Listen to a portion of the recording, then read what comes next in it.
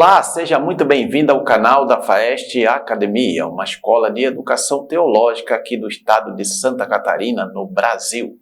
Eu sou o pastor Reginaldo de Souza e nesta videoaula apresentaremos subsídios para a lição de número 4 do terceiro trimestre de 2023 da EBD, Escola Bíblica Dominical CPAD, revista para adultos, que tem como título Quando a criatura vale mais que o Criador. Antes de começarmos a aula, não esqueça de deixar seu like, inscrever-se no nosso canal da FAEST Academia e aqui na descrição desta videoaula você vai encontrar um link para obter maiores informações sobre os nossos cursos de teologia, curso básico, curso médio e cursos livres na área teológica que vão abençoar a sua vida e que são reconhecidos por convenções de igrejas evangélicas em todo o Brasil. Muito bem, o texto áureo desta lição diz assim: pois mudaram a verdade de Deus em mentira e honraram e serviram mais a criatura do que o Criador, que é bendito eternamente. Amém. Romanos 1, 25. Verdade prática: a exaltação da criatura acima do Criador é a usurpação da glória divina pela mentira e vaidade humana. Leitura bíblica em classe encontra-se em Romanos, capítulo 1, versículos 18 ao 25. Introdução. A soberba e a insensatez do homem ímpio o mantém afastado da verdade de Deus. Com o advento da revolução do pensamento, o ser criado passou a priorizar cada vez mais a criatura em auto-idolatria. O coração perverso e a escolha pelos prazeres da carne colocaram a raça humana em inimizade contra Deus. Veja 2 Timóteo, capítulo 3, versículo 4. A lição de hoje é um alerta acerca do que ocorre quando Deus deixa de ser a medida de todas as coisas. Romanos 1, 18. Tópico 1, o desprezo à verdade. Subtópico 1, a impiedade e a injustiça. O termo impiedade é a tradução do grego azebeia e refere-se à decisão do ser humano de viver como se Deus não existisse. Já o vocábulo injustiça vem do grego adikia e significa sem retidão e carrega a ideia de não ser reto diante de Deus e nem com o próximo. As duas palavras revelam a situação geral da humanidade não regenerada. Sua idolatria, o culto à criatura, a perversidade e a depravação moral, que expressam a decisão deliberada do ser humano em desprezar a verdade divina. Então, nesse primeiro subtópico, o comentarista vai trabalhar sobre essas duas expressões, essas duas palavras, dois vocábulos, na verdade, impiedade e injustiça. E os dois vocábulos revelam que o ser humano, a humanidade, de uma maneira geral, se voltaram contra Deus, se voltaram contra o Criador. São criaturas, mas se voltaram contra o Criador para satisfazer a própria vontade do coração corrompido do ser humano. Subtópico 2, a insensatez humana. O apóstolo Paulo assegura que a revelação geral de Deus, por meio da natureza, faz com que o ser humano possua o conhecimento sobre o Criador. Por isso, ninguém pode ser indesculpável acerca da realidade divina, nem de seu eterno poder. Não obstante, mesmo em contato diário com essa revelação, o homem iníquo não glorifica a Deus nem lhe rende graças. Em lugar de reconhecer o Criador, o ser criado age como se não fosse criatura e se comporta como se fosse divino. Por causa dessas especulações pretensiosas de seu coração enganoso e de sua auto-idolatria, tanto o seu raciocínio quanto o seu intelecto em relação à verdade tornam-se inúteis. Suas ideologias rejeitam, pervertem e substituem a verdade de Deus pela mentira do homem. Então, devido a essa insensatez humana, no fato da criatura querer ser melhor ou maior do que o seu Criador, do que o Deus Todo-Poderoso, que nos criou segundo a sua imagem e semelhança, para louvor da sua glória, por conta disso, dessa insensatez humana, todos os seus pensamentos, todas as suas ideologias, todos os seus padrões acabam sendo corrompidos, sendo inúteis e conduzem a raça humana à deterioração moral completa. E lá no fim, segundo a revelação das Escrituras Sagradas, o resultado será a perdição eterna. Subtópico 3, o culto à criatura. Ao rejeitar a Deus e suas leis, os filhos da ira são deixados à mercê de seus desejos pecaminosos, dentre eles a impureza sexual e a degradação do próprio corpo. O texto bíblico ratifica a anunciada ira de Deus sobre a impiedade e a injustiça dos homens. A corrupção moral do ser humano deriva de sua rebelião contra Deus. Sua natureza caída troca a verdade pelo engano e prefere honrar e servir a criatura em lugar do Criador. Veja só como é que é toda essa estrutura de decadência da raça humana, da humanidade. Se voltaram contra o Criador, não querem servir ao Criador, não querem adorar ao Senhor Deus, Criador dos céus e da terra e de todas as coisas. Por conta disso, preferem seguir seus próprios pensamentos obscurecidos pelo pecado, e que levam a raça humana cada vez mais à sua derrocada. E por conta disso, eles preferem o quê? Preferem cultuar nas ciências a matéria e colocar a matéria acima de Deus. Na sociedade, preferem idolatrar os artistas, os atletas, os políticos, os líderes religiosos, e não se voltarem para Deus, adorar somente a Deus, que é o que as Escrituras Sagradas recomendam, ou melhor, advertem, ensinam, que nós devemos adorar somente ao Deus Todo-Poderoso, ao Criador, aquele que nos criou, e não às criaturas.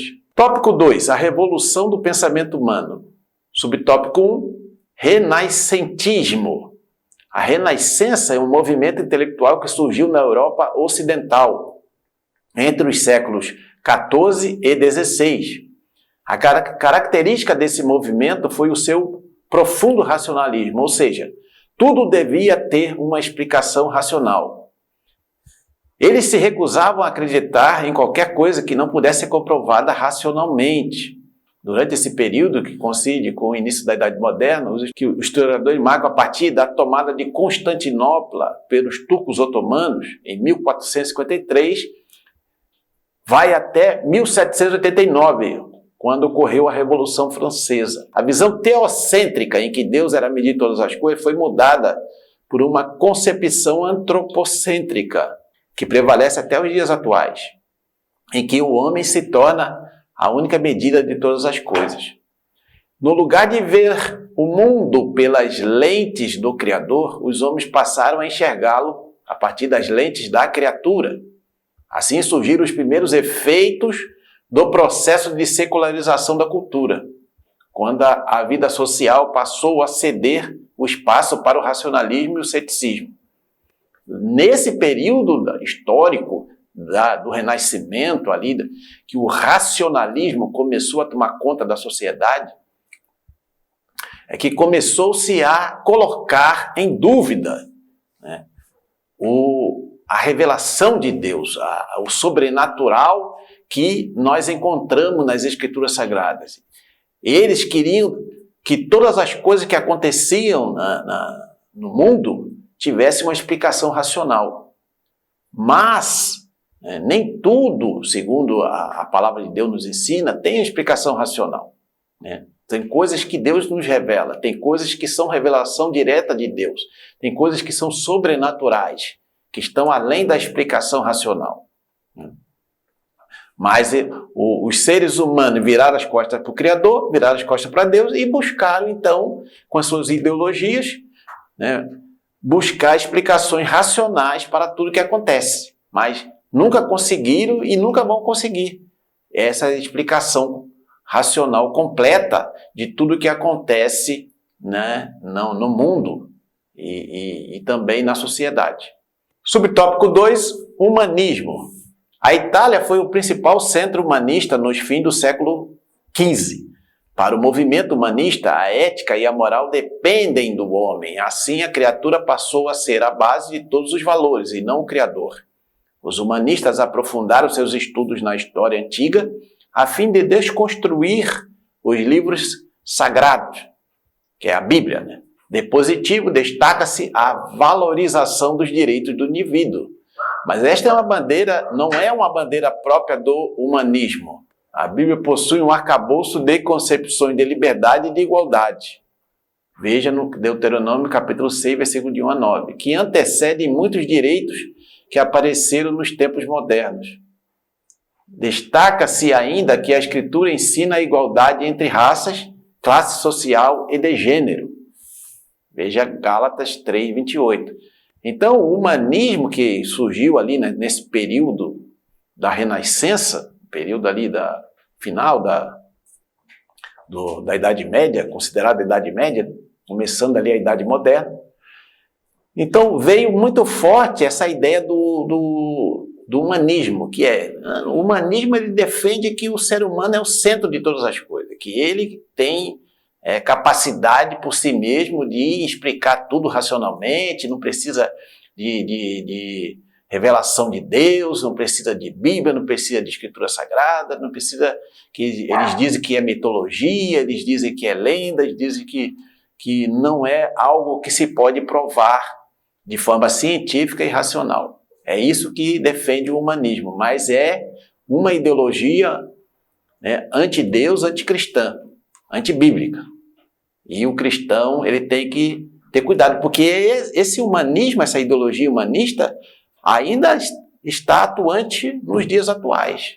Subtópico 3, iluminismo e pós-modernismo. O iluminismo surgiu na Europa entre os séculos 17 e 18. Seus adeptos rejeitavam a tradição, buscavam respostas na razão, entendiam que o homem era o senhor do seu próprio destino e que a igreja era uma instituição dispensável.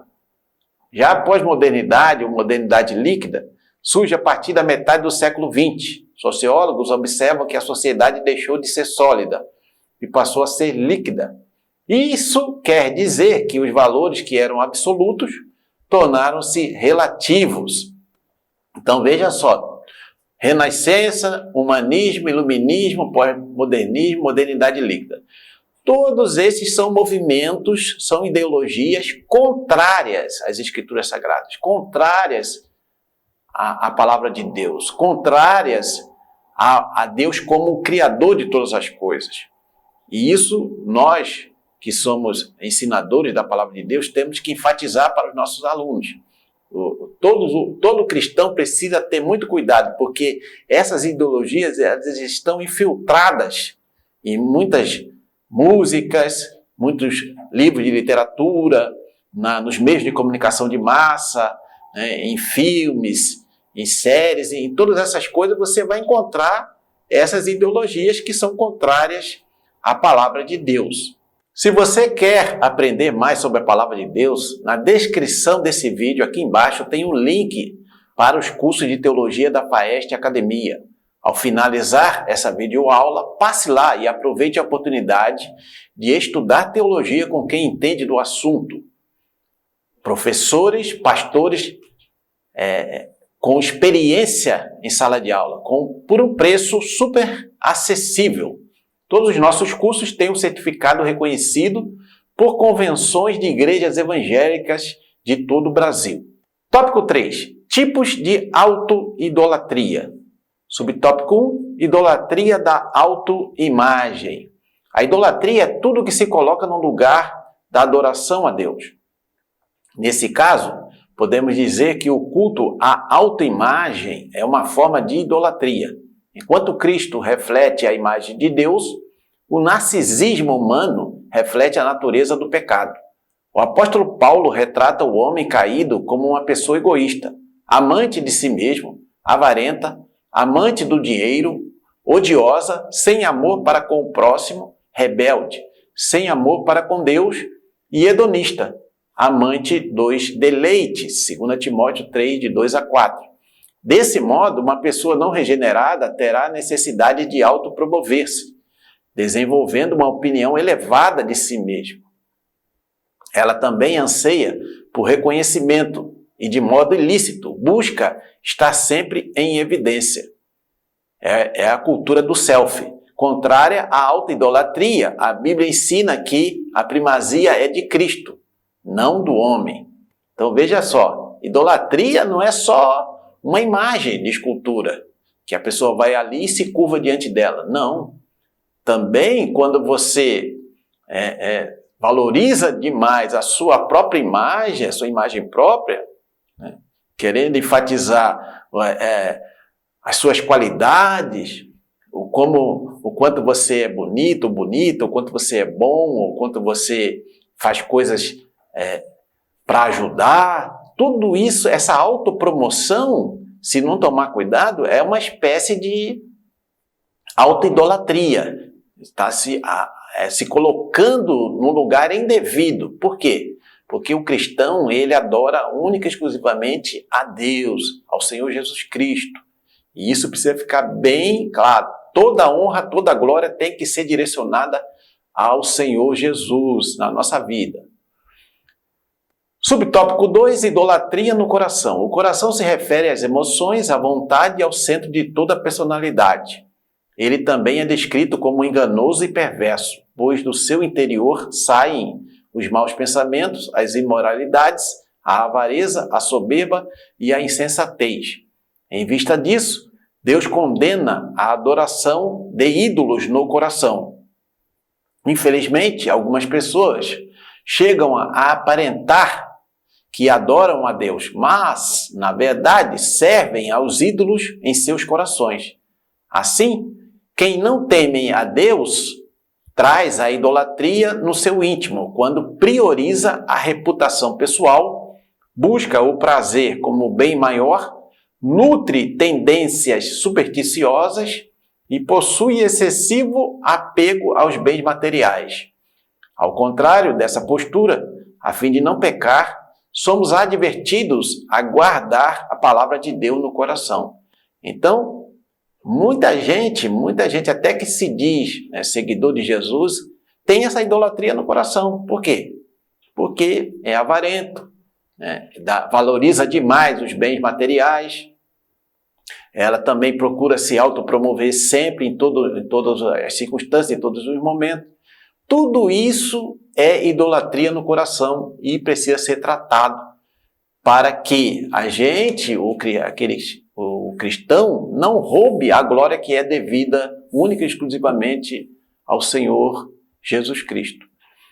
Subtópico 3, idolatria sexual. A falha no controle dos impulsos sexuais está associada à sensualidade, imoralidade e libertinagem. A concupiscência da carne, que é a cobiça, se caracteriza por quem é dominado pelo pecado sexual. Não se trata apenas da prática do ato imoral, mas da busca intencional e compulsiva pelo prazer sexual ilícito. É o altar da idolatria sexual edificado no coração.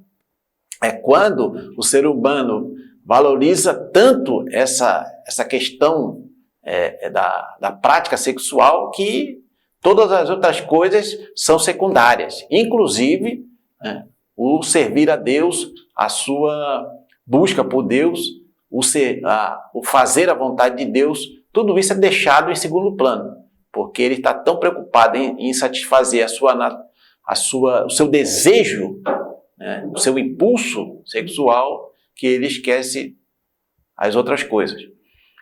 Então, a adoração a Deus é trocada pelo culto ao corpo, a fim de satisfazer o ídolo da perversão e da lascívia, por meio de pecados. A orientação bíblica para escapar desse mal é a seguinte: vivam no Espírito e vocês jamais satisfarão os desejos da carne.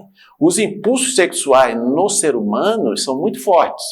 Se o cristão quer se livrar ou quer amenizar esses impulsos, ele precisa viver no espírito.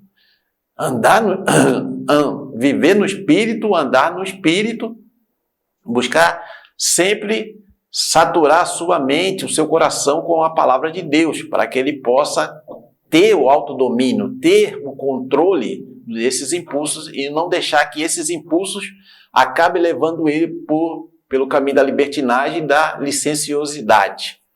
Muito bem, estamos chegando à conclusão. Não esqueça, se você está sendo abençoado ou abençoada por essa videoaula aqui da Faeste Academia, não esqueça de deixar seu like, comentar, compartilhar para que mais pessoas sejam alcançadas. E aqui na descrição, não esqueça do link para maiores informações sobre nossos cursos de teologia da Faeste Academia. A corrupção da raça humana é o desfecho da sua rebelião à verdade divina. A impiedade e a ausência de retidão resultaram em teorias de autossuficiência, em que a criatura se ergue acima do seu Criador. Ao se colocar como medida única de todas as coisas, o homem eleva seu interesse acima da vontade divina. As consequências são a alta idolatria, a depravação moral, a decadência social e espiritual. Não obstante, a Escritura alerta que a ira divina permanece sobre os que são desobedientes à verdade divina, Romanos 2,8. Então, essa corrupção da raça humana é consequência de um ser humano, da raça humana, ter virado as costas para o seu Criador, para Deus. Eles não aceitam a Bíblia Sagrada como a inspirada e inerrante palavra de Deus e não procura andar de acordo com seus princípios e ensinos. Por conta disso, surgem todas essas teorias, essas ideologias, esses pensamentos corrompidos e corruptores para denegrir a imagem do ser humano diante de Deus. Mas a Escritura é bem clara, ali no livro de Romanos e em outras passagens bíblicas. A ira de Deus permanece sobre a humanidade que virou as costas para Deus. E o ser humano é indesculpável, porque a própria consciência, a própria natureza revelam que existe um Criador de todas as coisas. Muito bem, esse foi o conteúdo dessa videoaula, a lição de número 4. Deus abençoe seus estudos e nos encontramos na próxima videoaula, querendo Deus.